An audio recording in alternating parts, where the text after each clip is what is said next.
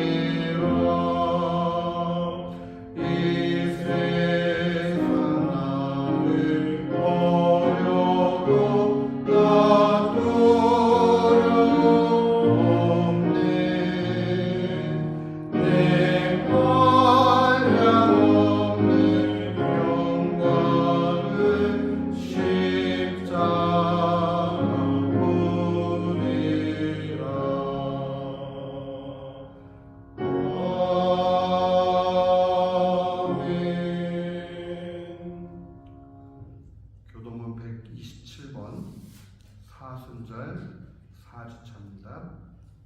교동문 127번.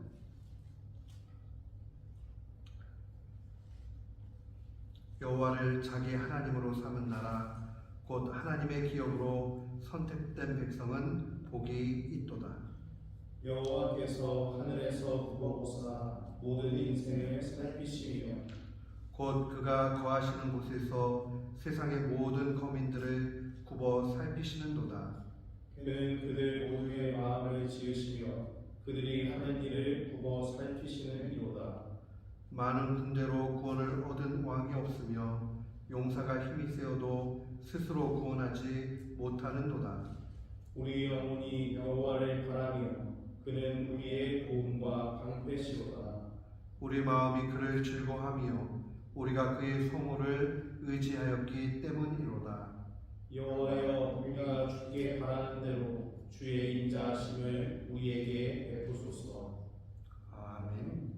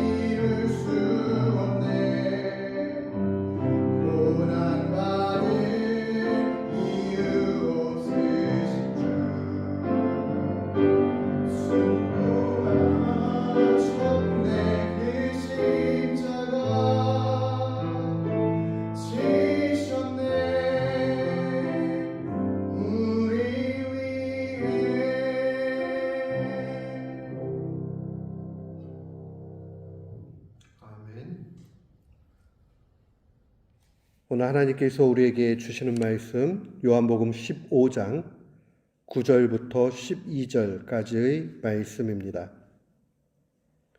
요한복음 15장 9절부터 12절까지의 말씀. 우리 함께 봉독토록 합니다. 아버지께서 나를 사랑하신 것 같이 나도 너희를 사랑하였으니 나의 사랑 안에 거하라. 내가 아버지의 계명을 지켜 그의 사랑 안에 거하는 것 같이 너희도 내 계명을 지키면 내 사랑 안에 거하리라. 내가 이것을 너희에게 이름은 내 기쁨이 너희 안에 있어 너희 기쁨을 충만하게 하려 함이라. 내 계명은 곧 내가 너희를 사랑한 것 같이 너희도 서로 사랑하라 하는 이것이니라. 아멘. 저는 오늘 본문 말씀 요한복음 15장 9절로 12절 말씀을 통해서 그리스도의 사랑 안에라는 제목으로 주의 말씀을 선포하도록 하겠습니다. 우리가 잘 아는 초대 교부 가운데 어거스틴이 있습니다. 그런데 이 어거스틴이 정말 책을 여러 권 썼어요. 그 가운데서 아주 기념비적인 세 권의 책을 그의 3부작이라고 이야기하는데, 하나님의 나라, 그 신의 도성이라고 번역을 했어요. 그 하나님의 나라, 또 삼위일체론, 그 다음에 자신의 신앙을 고백하고 있는 고백록이라는 그러한 세 권의 책이 있습니다. 그 가운데 이 고백록은 그가 40대 중반에 막 들어갈 무렵에 썼습니다. 근데 이 고백록의 특징이 무엇이냐면 단순히 자신의 죄만을 고백하는 것이 아니라 동시에 하나님을 찬양하고 있다는 사실입니다. 근데 이 고백록의 그 1권의 첫 장, 첫 절에 이런 내용이 나와요. 아주 유명한 내용입니다.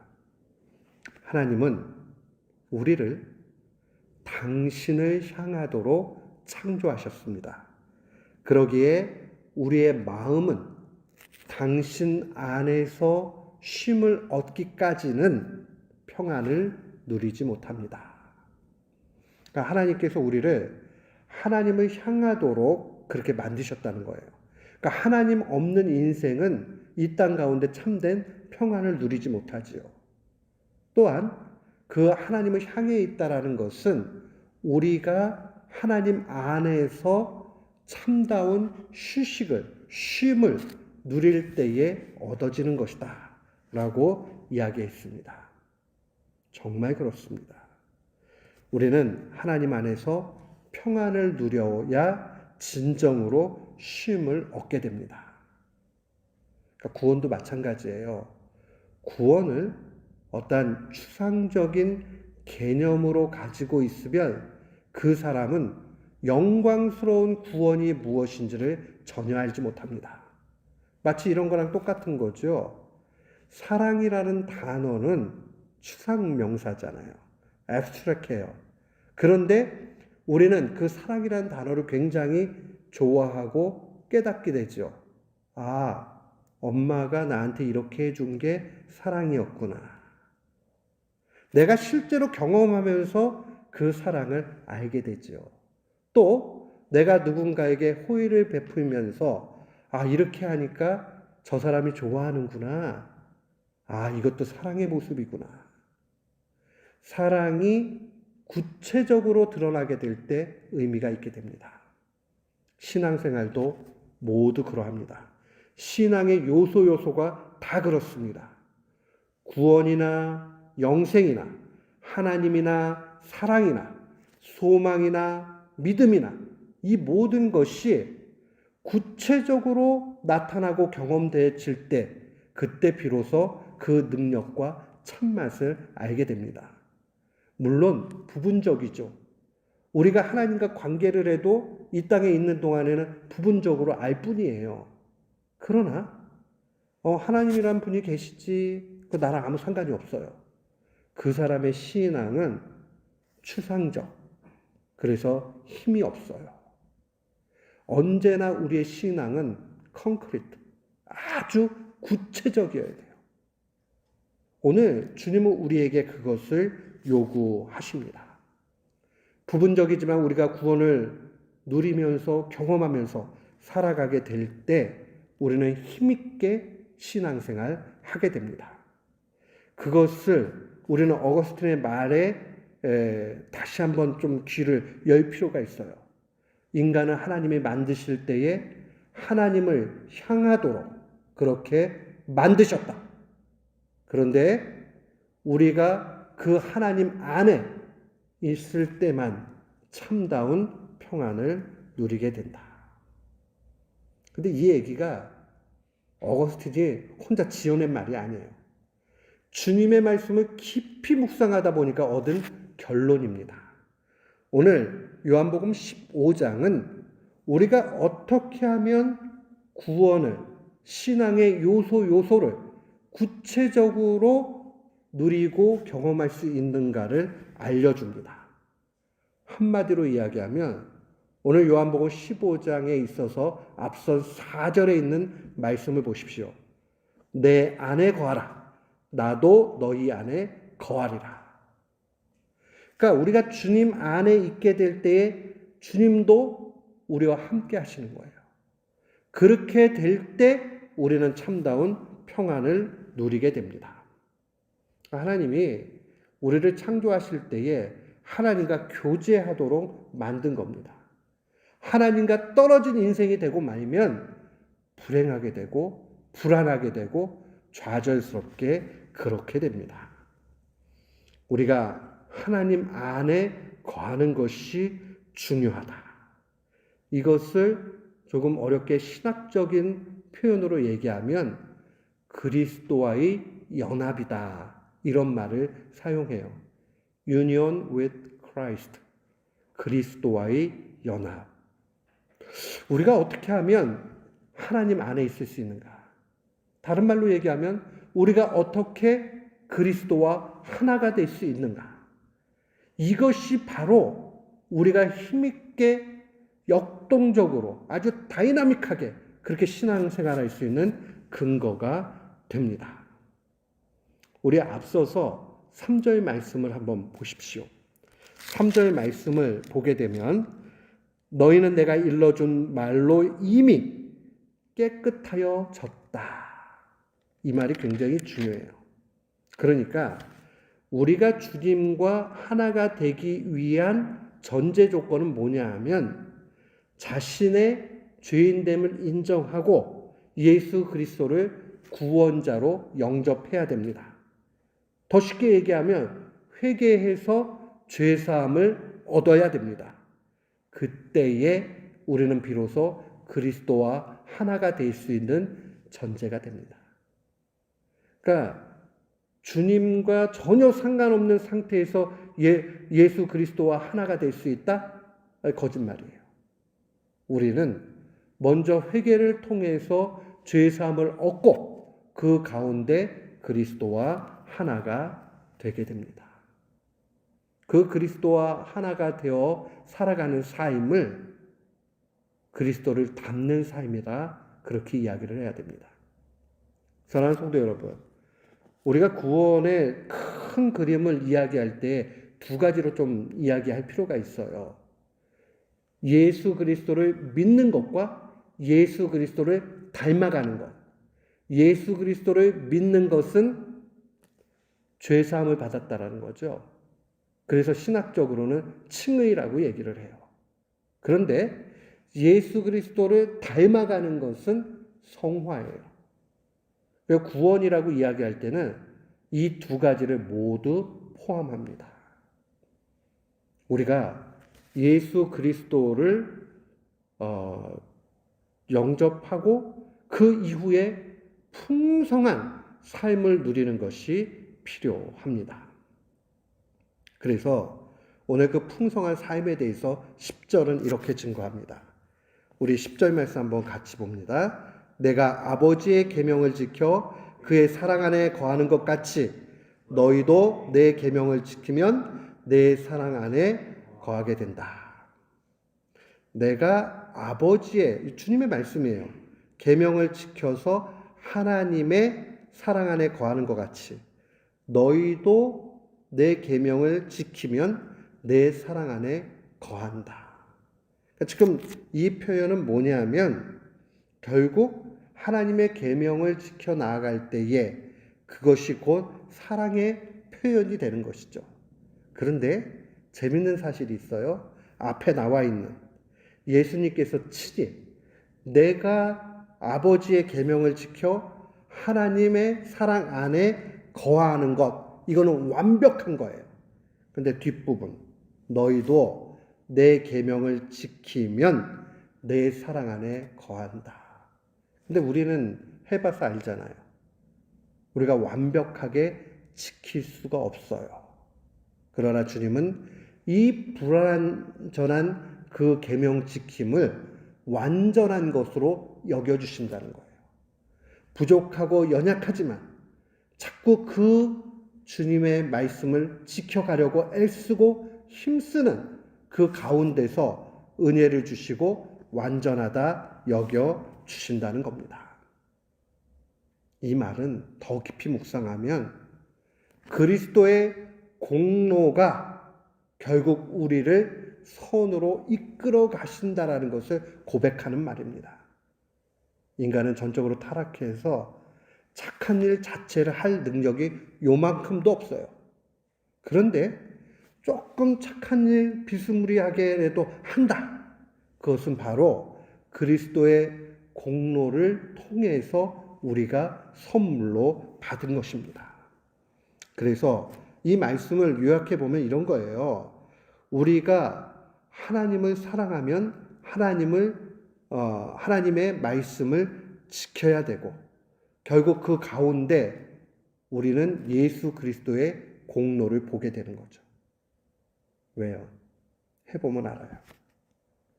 내가 열심히 사랑해야지 해보고 할수록, 계명을 지켜야지 하면 할수록 깨달아지는 게 내가 죄인이라는 사실밖에는 보이질 않아요. 왜? 안 되거든요. 완벽하게 힘쓰면 힘쓸수록. 그런데 힘쓰지 않는 사람의 특징은 두 가지로 나타나요.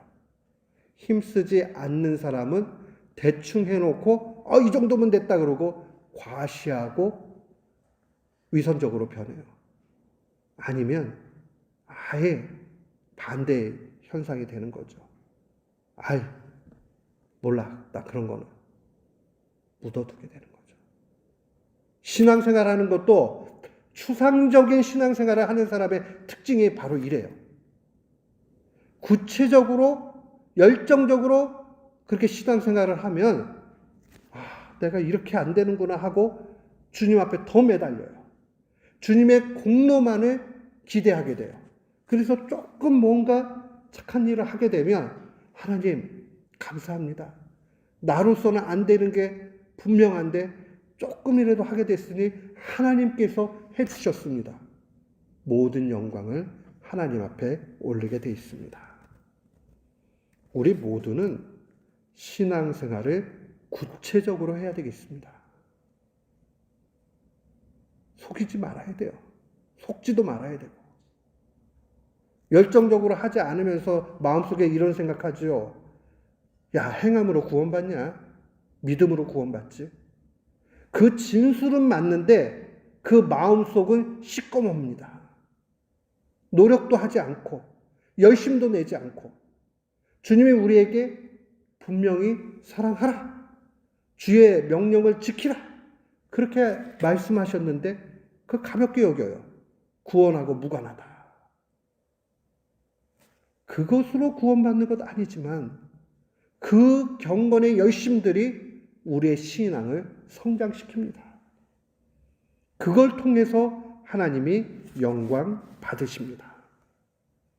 우리는 예수 그리스도를 닮는 제자의 삶을 살아야 됩니다. 열심을 내야 돼요. 신앙생활 대강 하는 건 안 됩니다. 열심을 내야 됩니다. 그러나 열심을 낼 때에 조심해야 되는 게 있죠. 신앙생활의 유형들을 이렇게 살펴보면 크게 세 가지가 좀 보이는 것 같아요. 첫 번째 사람은 바리새인입니다. 내가 뭘 좀 해놓고 의시됩니다. 내가 했다. 막 이러면서 목에 힘이 들어가는 사람이죠. 그런 사람의 모습 속에서 우리는 왜 저러지? 라는 생각도 하지만 부럽기도 해요. 그런데 그 사람 속에는 위선이 가득 차 있다는 것을 분명히 알아야 됩니다. 또한 두 번째 종류의 사람들을 보게 되면 아예 그냥 뜨뜻미지근하게 그렇게 신앙생활에 가는 겁니다. 추상적으로 그냥 신앙생활 하는 거죠. 이건 뭐 하는 건지 안 하는 건지 아예 모르겠는 거죠. 세 번째 종류의 사람은 아예 열심조차가 없는 겁니다. 아예 열심조차가 없어요. 사랑하는 성도 여러분, 우리가 바른 신앙생활을 하기 위해서 필요한 것은 신앙적인 열심입니다. 우리가 그리스도 안에 있는 사람이라면 신앙적인 열심을 갖게 돼 있습니다. 그게 바로 오늘 7절에 있는 말씀입니다. 7절을 보십시오. 너희가 내 안에 거하고 내 말이 너희 안에 거하면 무엇이든지 원하는 대로 구하라. 그리하면 이루리라. 무엇이든지 원하는 대로 구하라. 그리하면 이룬다. 이게 무슨 얘기일까요? 무엇이든지 원하는 대로 구하면 이룬다. 이 이야기는요, 내 힘으로 할 수 없으나 주님의 능력을, 그의 공로를 의지해 가지고 사는 사람, 그래서 그 안에 들어가 있는 사람은 주님 앞에 그 열심을 간구하게 돼 있고 결국은 이루어진다는 겁니다. 우리는 주님 앞에 경건에 힘써야 됩니다. 그 열심을 우리는 경건이라고 이야기할 수 있습니다. 그 경건의 최고봉은 예배를 바로 드리는 겁니다. 예배 드릴 때의 태도가 중요합니다. 예배 시간에 조는 사람은 계속 좁니다. 예배 시간에 태도가 나쁜 사람은 계속 나쁩니다. 우리는 예배를 하나님 앞에 드리면서 온갖 정성과 우리가 할 수 있는 모든 것을 다 표해야 됩니다. 내가 헌금을 그냥 드리는 거 이렇게 하면 안 돼요. 헌금을 미리 잘 준비하고 그 헌금 드리게 한 것에 대한 감사가 있어야 되고 주님께서 이 일들을 통해 가지고 큰 일을 해 주실 것을 기대하고 이런 모습들이 다 필요해요. 옷 입는 것도 마찬가지예요. 예배를 드리면서 주일날 올 때에 윗사람들 만나거나 드레스 코드가 있는데 가가지고 예배 그 옷을 입을 때 다 반듯하게 그 드레스 코드에 맞춰가지고 입고 가잖아요. 근데 예배당에 올 때에 아무런 준비 없이 온다. 잘못된 겁니다. 만약에 내가 농사 짓는 사람이에요. 그래서 농사를 짓다가 예배 종소리가 들려가지고 오다 보니까 갇혀 입질 못했다. 그렇다면 주님이 그것을 이해하실 것입니다. 그러나 그렇지 않다면 우리는 심각하게 생각해 봐야 됩니다. 태도도 마찬가지입니다. 제가 말씀드렸죠? 제가 설교하면서 주머니에다 손을 딱 이렇게 집어넣고 하거나 예배 드릴 때 발을 막 꼬고 있거나 그러면 어떨 것 같아요? 바른 자세 아닙니다. 설교를 하다 보면 다 보이는데 그게 무지 방해가 됩니다, 저는. 왜냐하면 그렇게 예배 드려도 된다라고 배워본 적이 단 한 번도 없기 때문입니다. 저는 우리 교회가 하나님 앞에 온 정성을 다해서 예배 드리기를 원합니다. 헌금을 드리는 자세나 예배를 드리는 태도나 중심이나 너무 피곤해가지고 잠이 올 수도 있겠지요. 그러나 그것이 이해되다 보면 전염병이 되고 말고 공동체의 예배가 다 죽게 됩니다. 예배에 대한 기대가 있고 하나님께서 받으시고 하나님이 이곳에 계시다라는 걸 알고 있다면 그렇게 예배 드릴 분은 아무도 없을 것입니다. 1차적으로 우리는 주님 안에 있기 위해서 예배에 온 정성을 다해 드려야 됩니다. 두 번째로 우리가 필요한 모습은 무엇이냐면 하나님의 말씀을 열심히 읽고 나의 신앙과 행동의 유일한 기준으로 삼아야 됩니다. 저는 신앙생활하면서 목회하면서 많이 보았습니다. 성경 박사입니다. 척척 박사입니다. 그런데 이를 선택하고 결정할 때는 하나님의 말씀과 전혀 상관없이 결정하고 그렇게 살아가는 분들을 많이 봤습니다. 안타깝죠.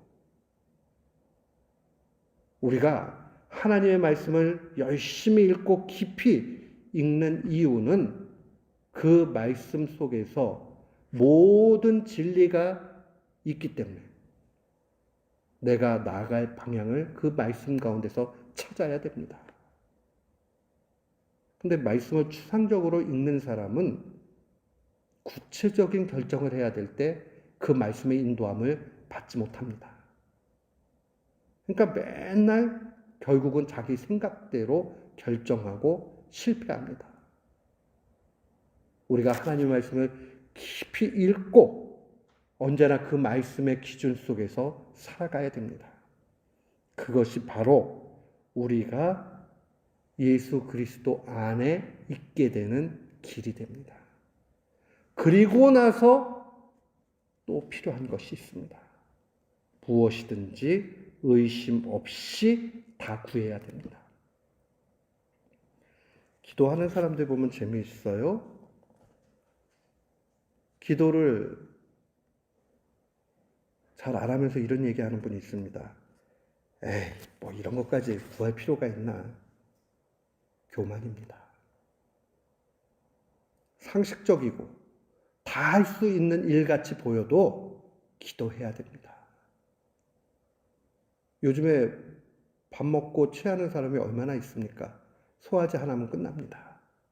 그러나 우리가 식사기도 할 때에 그 하나하나를 간절히 기도하는 사람과 그냥 허투루 시간을 보내는 사람과는 다릅니다.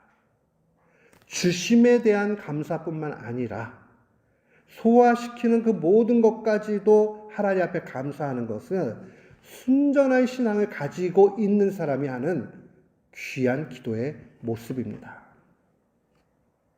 이런 걸 어떻게 기도를 해?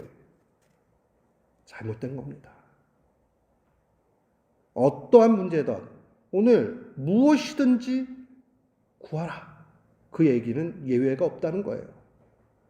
경건에 힘쓰고 우리는 다 하나하나 한 조항 한 조항 다 주님 앞에 간구해야 됩니다. 또한 하나님을 제한하는 기도의 태도가 있습니다. 이거 너무 어려운데 이거 뭐 되겠나? 그래요. 우리가 인간적으로 생각하면 안 되고 안 될 수 있어요. 그러나 그건 기도했을 때와 안 했을 때는 완전히 다릅니다. 똑같이 안 돼도 주님이 노라고 응답하셔가지고 안 되는 것과 내가 간구하지도 않고 안 되는 것은 다릅니다. 우리는 하나님을 제한하지 말아야 됩니다. 간절히 기도해야 됩니다. 그 다음에 하나님에 대한 불신을 가진 기도도 있습니다. 하나님이 나를 사랑하지 않는다. 하나님은 내게 이런 거 안 줄 거다. 이렇게 그냥 단정 내리는 사람들이 의외로 많습니다. 그리고 간구하지 않죠. 사랑하는 성도 여러분, 우리가 그리스도 안에 있으려면 경건에 힘써 나가는 것뿐만 아니라 모든 것을 구해야 됩니다. 그 말은 모든 것을 상의해야 됩니다. 상의하지 않고 행동하는 것은 다 실패로 갑니다. 그러면 정말 그리스도 안에 있어서 구하면 다 이루어지느냐? 이루어집니다. 왜 그런지 아세요? 과학적입니다. 주님 안에 있게 되면 우리의 욕심과 탐심으로 구하던 것도 구하지 않게 됩니다. 이게 탐심이었구나. 이거 욕심이었구나. 그러기 때문에 결국은 바르게 기도하게 됩니다. 주님의 뜻을 구하게 됩니다. 그러면 반드시 다 이루어질 수밖에 없습니다.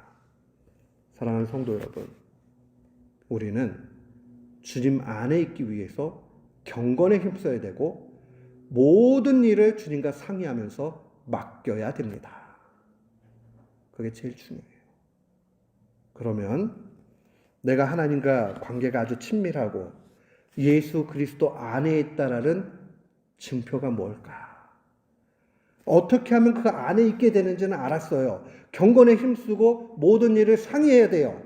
근데 그렇게 해놓고도 내가 근데 정말 그리스도 안에 있나? 이렇게 생각될 수 있잖아요. 그 표를 정확하게 알려주십니다. 12절 말씀 보세요. 내 계명은 곧 내가 너희를 사랑한 것 같이 너희도 서로 사랑하라 하는 이것이다. 주님 안에 있으면 사랑하게 되고 사랑하고 있다라는 것은 주님 안에 있다라는 표죠. 그 마지막이 뭐냐? 바로 서로 사랑하라 하는 이것입니다. 그리스도와 연합되어져 있다.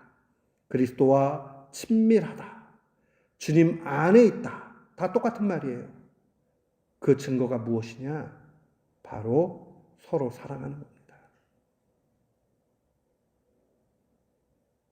인간에게 가장 안 어울리는 단어가 있다면 사랑이라는 단어입니다. 우리는 주님의 은혜가 아니고서는 결단코 사랑하지 못합니다. 우리가 종종 신문지상에 끔찍한 이야기들 바라보고 야, 사람이 어떻게 저렇게 악할 수 있어 그러지만 우리의 양심의 작동이나 성령님의 은혜가 아니고서는 다 짐승 같은 모습이 우리의 모습입니다. 그래서 웨슬리 목사님 그런 얘기 했어요. 인간의 본 모습이 어떠한 모습이냐? 마귀와 사탄의 얼룩진 혼합물이라고 그랬어요. 마귀와 짐승의 얼룩진 혼합물. 그 말이 얼마나 딱 맞는 말이에요. 우리 성령님이 우리를 감당해 주지 않으시면 또 인간 속에 양심을 작동하지 않도록 사탄이 그렇게 다 잡아먹게 되면 다 누구나 짐승 같아요. 꼭 기억을 해야 됩니다. 우리가 서로 사랑하는 것이 얼마나 귀중한 일인가. 우리가 주님 안에 있게 되면 비로소 이 기적이 일어나게 됩니다. 서로 사랑하게 됩니다. 그래서 11절 말씀을 준 겁니다. 보십시오. 내 기쁨이 너희 안에 있어 너희 기쁨을 충만하게 하려 함이라. 이 말이 뭐예요? 우리는요, 기뻐한다고 기뻐지는 존재가 되지 못합니다. 인간은 그냥 상태 자체가 불행하고 좌절스럽고 슬픈 존재예요. 그런데 주님의 기쁨이 임하게 될 때 우리는 기뻐집니다. 주님의 기쁨이 언제 임합니까? 우리가 주님 안에 있어야지요. 우리가 주님 안에 어떻게 있게 됩니까?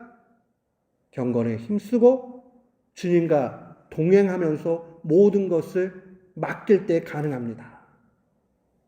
그러면 주님께서 우리에게 표를 보여줍니다. 너 사랑할 수 있느냐? 우리가 사랑한다면 그것을 통해서 내가 주님 안에 있구나 하는 것을 계속 확신하게 됩니다. 오늘 이 말씀을 꼭 기억하십시오. 하나님의 사랑 안에 있다라는 것은 우리에게 평안과 기쁨을 가져다 줍니다. 오늘 이 말씀을 마음에 간직하고 날마다 승리하는 귀한 교우들 되시기를 주의 이름으로 축원합니다. 아멘. 우리 시간에 한번 기도합시다. 기도할 때에 주님 경건에 힘쓰고 주님 앞에 뜨겁게 간구하는 신앙이 되게 해달라. 우리 다 같이 한번 기도하겠습니다. 기도합시다.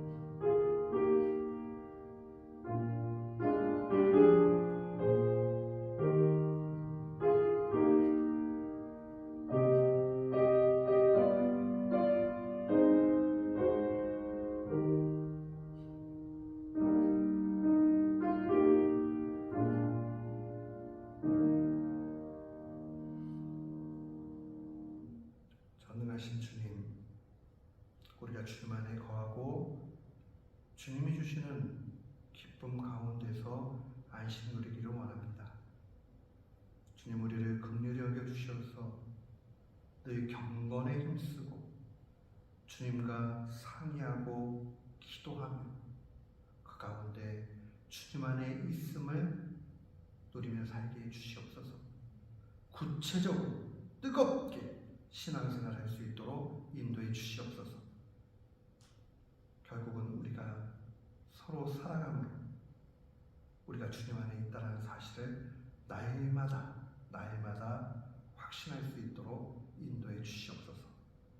미움은 사라지게 해주시고 오직 사랑과 용납만이 있게 해 주시옵소서. 예수님의 이름으로 기도드리옵나이다.